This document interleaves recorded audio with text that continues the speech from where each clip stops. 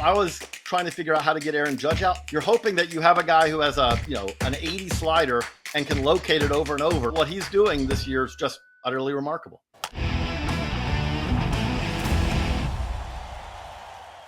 Our friend and star of Hot Sheet from Baseball America is joining us right now. It's JJ Cooper. Make sure you get yourself a Baseball America subscription. Best analysis on all the top prospects in the sport. We'll get to Dylan Cruz. JJ, great to see you. Do you want to lay out what you wrote about Aaron Judge? Yeah, so I just kind of want to look at like what Aaron Judge is doing and try to put it in context. And we now have 15 years of kind of StatCast data, right? So we can't compare what he's doing to Barry Bonds. We can't compare it to McGuire, but we can compare like the stretch he's having to Miguel Cabrera. And I know it's not perfect because Cabrera was a little bit more hit first, power second, although he had great power. He won a Triple Crown in 2013. Judge is a little bit power first, hit second, but he's a really good hitter. But it is main thing I wanted to look at was, okay, let's look at what they're facing, the pitching they're facing, and how different it is. And it really did just kind of jump out that what we're seeing Aaron Judge do right now, he's doing it against where I feel safe in saying is level of velocity kind of across the board that the game has never really seen before. And even if you compare that to Miguel Cabrera, 2009 to 2012, I try to pick 4 years because that allows Judge to go back 4 years. You don't deal with the 60-game 2020 season or anything like that. And over these 4-year spans, it's just amazing how much more velocity, how much kind of how many fewer third time through the order, fourth time through the order at bats Judge has had, which are kind of all these things that just kind of up the level of difficulty as Aaron Judge is having really one of the great especially 3-year stretches, I would say probably in MLB history. Okay. He's having a great run. All right. Let's just say this right now. And I've looked at the numbers that you put out there. Let me just say this. I know it was only 12 years ago, 2012, when Miguel Cabrera won his Triple Crown. It was different times. It's hard to say this, but it was because it was such a short time ago. Okay? JJ, will you or will you not admit that tracking pitches is way better now than it was 5-10 years ago? When you say, no, I mean, I would say with this, like MLB has tracked every pitch since 2008. Now, they've added Hawkeye. There are a lot more things they can track now. There are aspects of it. They can tell you what his IVB is now. They can tell you what, his VAA is, things like that they couldn't back then. But when you're talking about, was it a strike? Was it a ball? Where was it located? How fast was it? Those are things I believe I would say are things that we can say confidently, this is what it was like in 2009. And we're comparing it apples to apples to what it is in 2023. I'm talking pitch shape they now can have. They didn't have that back then. Absolutely. Velocity is better now because it comes right out of the hand. I'm talking like the minute it's let go. Back then it wasn't that. It was, they could say it was, but it was still slower. Okay? They've readjusted that. All of them now, like if you look, Aroldis Chapman, when they measured that when he threw the first 105.1, which is what it was when they did it at the time, they've adjusted that. Now that says 105.8 because they've now adjusted it so those are out of the hand as well. Okay. So you're telling me that when Miguel Cabrera won the Triple Crown in 2012, his average fastball he faced was 90 miles an hour? It was basically, okay, so here's what's changed, right? To me, the biggest thing that's changed is like you saw velo, Kratz saw velo, Kratz caught, Yordano Ventura, if you took Yordano, rest in peace, and put him nowadays, he would still be one of the hardest throwing starting pitchers in the majors because he was like that already. But I would say that the water level across a velocity has gone way up. What has kind of gone away, like you go back to 9, 10, 11, you had guys like Livan Hernandez kind of at the end of his career who was sitting 85. You had, Jamie Moyer sitting 80, I think in 2009, which is part of this study and all that, right? There was a lot of guys. Almost everyone had a starter who sat below 90.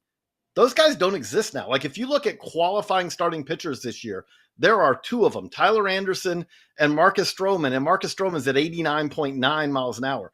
There just aren't guys there aren't starting pitchers now, and there especially aren't really relievers except for a couple of side armors who are sitting in the 80s now. And we used to be that there was a lot of those guys. There were a lot of the Kirk Reeders of the world, the LeVar Hernandezes, the late career guys who'd had really good careers, but their velo had backed up. That's kind of what's kind of gone out of the game now because everyone's chasing velocity now.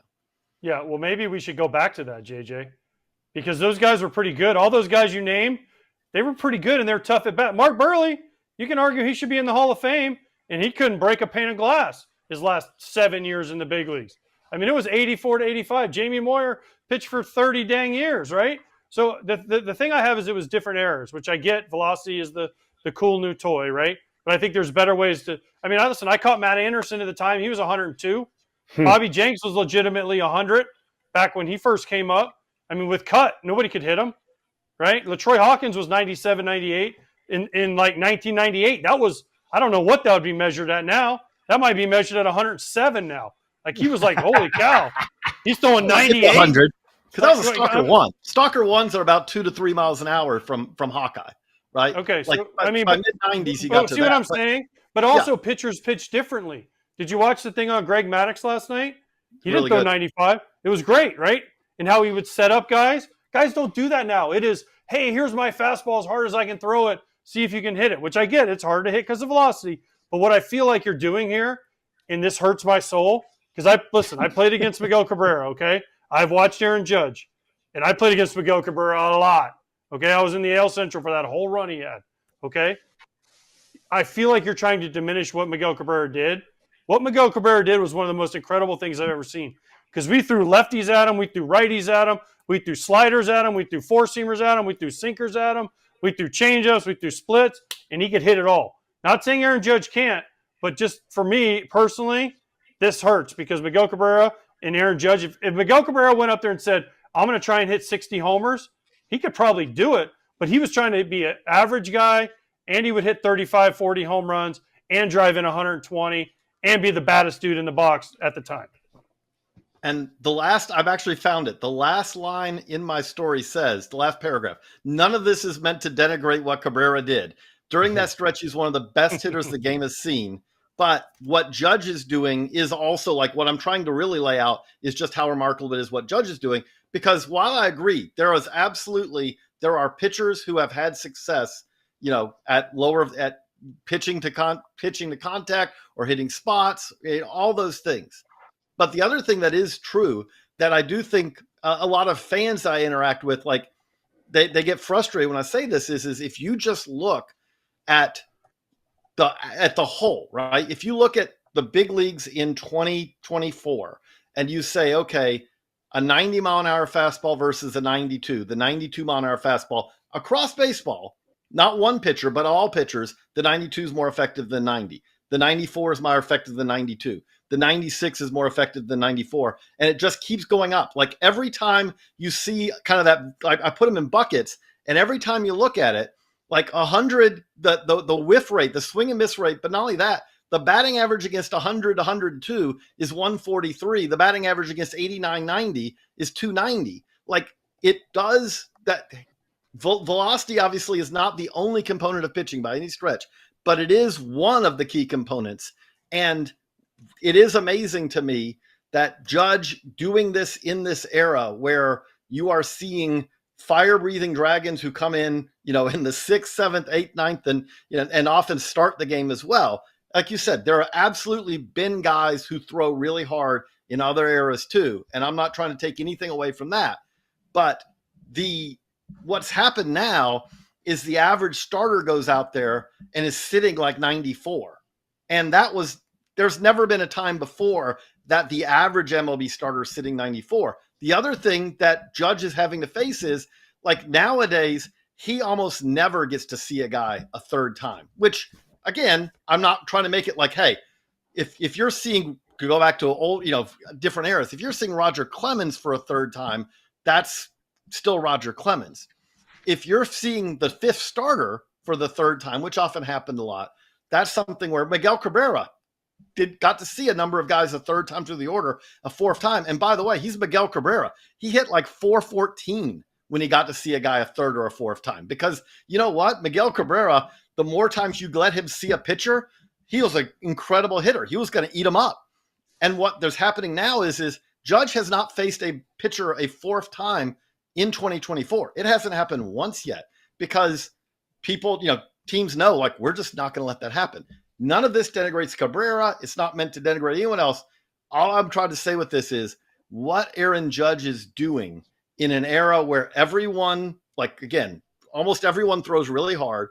Almost everyone is also, by the way, the other thing that really stands out is that when Cabrera was doing that in 9 to 12, that was a time when no one basically saw less than 50% fastballs. If you're a hitter and you're a really good hitter, obviously one of the goals is you want to get to a situation where you're in a hitter's count where they're going to throw you a fastball and you can look for it, right? That's something that absolutely is kind of a goal. Let me get this to where I reduce the pitcher's number of options. I'm going to get the pitch I'm looking for, hopefully in the zone I'm looking for. Aaron Judge now, he's seeing 43% fastballs because everyone knows I can't get my fastball by Aaron Judge. And when he gets it, he kills it. He's averaging 1 home run every 39 four-seam fastballs he sees this year, which is incredible. He just doesn't ever get those, so he's got to hit the sliders. He's got to get all these other pitches. Again, Miguel Cabrera was amazing, and I can't even imagine the nightmare, AJ, that was trying to figure out, okay, how are we going to try to get him out this time? Because that didn't work, and that didn't work, and that didn't work because Miguel Cabrera is incredible. I also look at it right now and say, if I was trying to figure out how to get Aaron Judge out, I don't know what. I guess you're hoping that you have a guy who has an 80 slider and can locate it over and over because, okay, then you just say, well, best beats best, maybe. But what he's doing this year is just utterly remarkable. I love a great deal, but I'm not going to run sprints in the outfield just to save a few bucks. It has to be easy. No hoops, no BS. With Mint Mobile, it really is that easy to get wireless for $15 a month with the purchase of a 3-month plan. Purchase and activation is super easy too. The longest part of the process is the time spent on hold waiting to break up with your old provider. To get started, go to mintmobile.com/territory.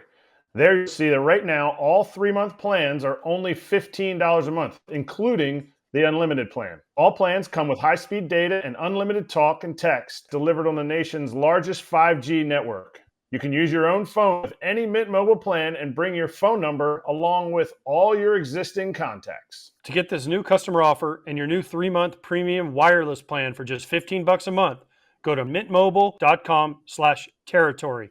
That's mintmobile.com/territory. Cut your wireless bill to $15 a month at mintmobile.com/territory. $45 upfront payment required, equivalent to $15 a month. New customers on their first 3-month plan only. Speed slower above 40 gigabytes on unlimited plan. Additional taxes, fees, and restrictions apply. See Mint Mobile for details. I played with Aaron Judge. I played against Miggy, not as much as AJ did, being in the division only in 14 and 15.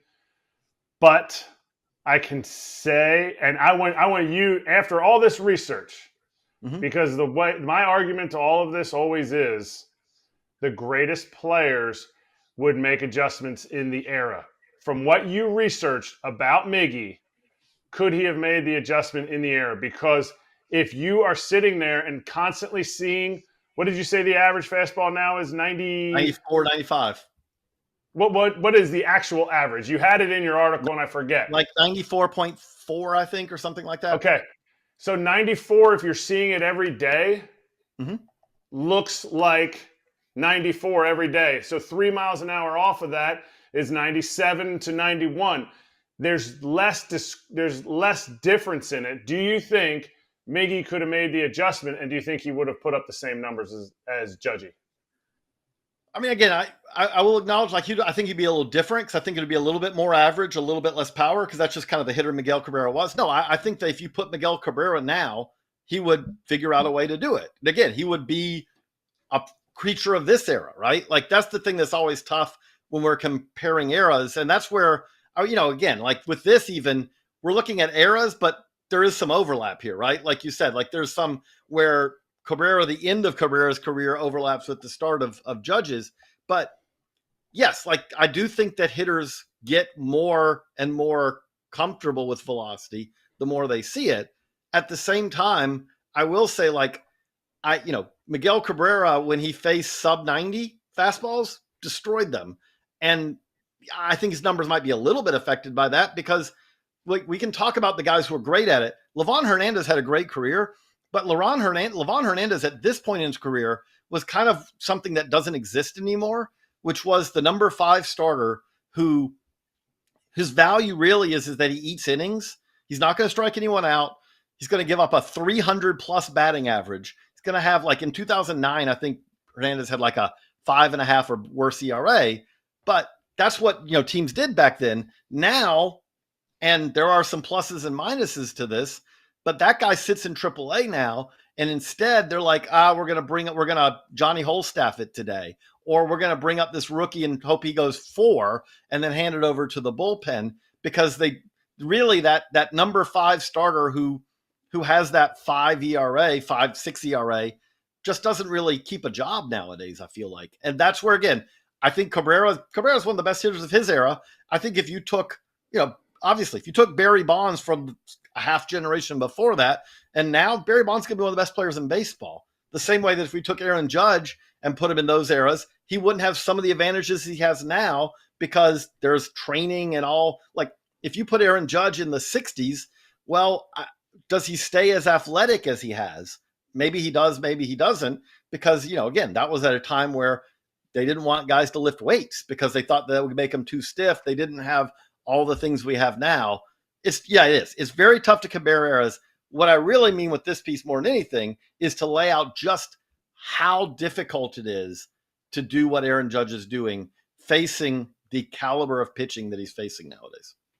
Barry Bonds, don't even put Barry Bonds and Aaron Judge in the same category, because if Barry Bonds got as many at bats as Aaron Judge does in Yankee Stadium, Barry Bonds might hit 150 home runs. If he got pitched to as much as Aaron Judge does, I don't care how hard the dude was throwing, Barry Bonds hit 150 home runs. Okay, but do we think about this? Miguel Cabrera, you talk about his power down. He also played in Comerica National Park, right? Aaron Judge, listen, Yankee Stadium is great. It's a freaking bandbox. Okay? I mean, he's hitting 310-foot home runs to right field that in Comerica the right fielder is running in on. So let's also not forget. Oh, yeah. And I'm not taking, again, I don't want to take anything away from Aaron Judge. Aaron Judge is having an unbelievable career, an unbelievable season. And if he wins the Triple Crown, it'll be one of the great years of all time. But let's also not take that away from Miguel Cabrera. He played in Marlins Stadium, the old Joe Robbie, which was gigantic. And he also played in Comerica, which was the biggest park I've ever seen. And he still hit 500 home runs. I will point out, Judge has basically, he has 26 home runs at home this year. He has 25 on the road in basically the same number of games. So as incredible as it is, as Yankee Stadium, I agree with you. But the thing that also does stand out for this is the great thing if you're Judge is that he has a little bit of a margin of error a lot of times on that, because he may clear it by 50 feet, or 30 feet down the line in Yankee Stadium and clear it by 10 or 15 somewhere else. But, he's showing this power home and road. Okay, let's finish with this. Totally separate category. I loved all of that. I can't let you go without a little Dylan Cruz mention here, as he's making his debut tonight against the Yankees, which we've known about. So everyone's been loading up, getting their tickets. The marketing's been free T-shirts on full force. What is it? Free T-shirts, too. They're giving out free T-shirts to the first 10,000 people that come into Nats Park today for Dylan Cruz's first game. Why are you saying that in a weird way? Why are you shaking your head? How many T-shirts have they given away for a debut? I'm just going on a limb. Yeah, but those things get prepped. Wait, it's a Dylan Cruz T-shirt, or it's just a promo day? Dylan Cruz T-shirt. Welcome to the show. Good for him. You know why? Because Lake Mary won the World Series yesterday, and so now they have a Lake Mary guy, so they can pump him up. All right, so JJ, what are we getting? Obviously, we did a prospect profile on the Baseball America YouTube channel. We'll talk about him, I'm sure, again on Hot Sheet tomorrow, which everyone can catch on the BA YouTube channel. But your thoughts? So I'm going to be interested to see because I do feel like, and I'm not trying to rain on this parade, but like Cruz's season this year has been a little bit less than maybe we expected for the number 2 pick. It's been solid, but it hasn't been spectacular kind of in any way. And the main thing that's happened is we're seeing flashes of power, but not like overwhelming power. We're seeing flashes of hitting for average, getting on base, but not overwhelming levels of that either.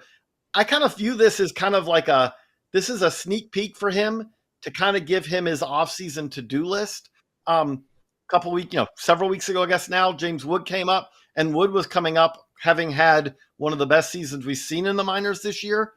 Cruz is coming up, I would say, having had, for considering his age, a very solid season in AA and AAA, but nothing that really blows you away, where I would say that there is kind of a to-do list, we need to see long-term a little bit more from him than we saw this year, which, hey, he's 22. He was playing in college baseball just a little over a year ago. There's plenty of time for him to develop this way. But at the same time, I don't want to kind of make it sound like he's had a year where you're like, okay, well, they had no choice but to bring him up. It's more of something where this is kind of, let's get his feet wet in the big leagues so that next year, hopefully he's comfortable there. Okay. And Kratz is accurate, JJ. I don't know if I've seen that before. Is that a thing? You're doing thousands of welcome to the show shirts? I mean, that's one of those, like, the Nationals have done this now twice, though. The Nationals have twice, with Wood and with Cruz, they've kind of let word out well in advance, but we're going to bring them up for a home game to make their debut, and hey, let's sell some tickets. So, hey, it's all of this for the Nationals is they're trying, they're rightfully trying to show that the rebuild is kind of gaining traction, that they're not that far away. Obviously, we've seen that with Wood. CJ Abrams, defensive kind of issues aside, it looks like a building block. Hopefully Mackenzie Gore, get Josiah Gray back, from injury. Cruz fits in that too. But at the same time, this division's one where I'm not going to be probably picking the Nationals to win it next year either. It's coming down the road. But yeah, Kratz is saying, like, they're going to sell some tickets this way. Yeah, wow. I mean, the T-shirt part just surprises me. I don't remember seeing that for a player. They want people to come through the gates. Yeah. That's why they're doing it. Yeah, that's why you always see the guy play. If you notice, teams always call up their big prospects for their debut at home. Sure. They almost always do that now. It used to not be a thing. It used to be like, oh, we'll do it anywhere. But now they can get 5,000 extra tickets. They're like, oh, we got to give away a $2 T-shirt. Yeah, that's we'll easy. do it. Well, and the sponsor pays for that anyway. So yeah, it's exactly. a free T-shirt. Yeah. Hey, and with the price that Babe Ruth's jersey just went for, maybe someone gets some, get some history out of it if they keep it for 3,000 years. Yes, Kratz, last word. No, I was just going to say, it's because pitchers throw harder now, too, so they have to do more of this stuff. Oh, true. Also true. Stop. Miguel Cabrera couldn't hit now. This was good. I like this. I enjoyed that. I just sat back and enjoyed the AJ versus JJ conversation. That was really good. This is the second time in less than a week that JJ's been wrong. That was fun. This is the second time in less than a week now JJ's been wrong. Now so he's just thanks, getting JJ. his parting shots in there, JJ. But take the high road. Say, see you on Hot Sheet. See you on Hot Sheet tomorrow. And again, it always is good to be with you guys. So thanks. Yeah, thanks, JJ. That was good. Hey, everybody. Be sure to like and subscribe for more content. We're back here every weekday, all year long, so do not miss an episode. The videos are coming in all day. Here's another video you might enjoy. Baseball the way it should be covered.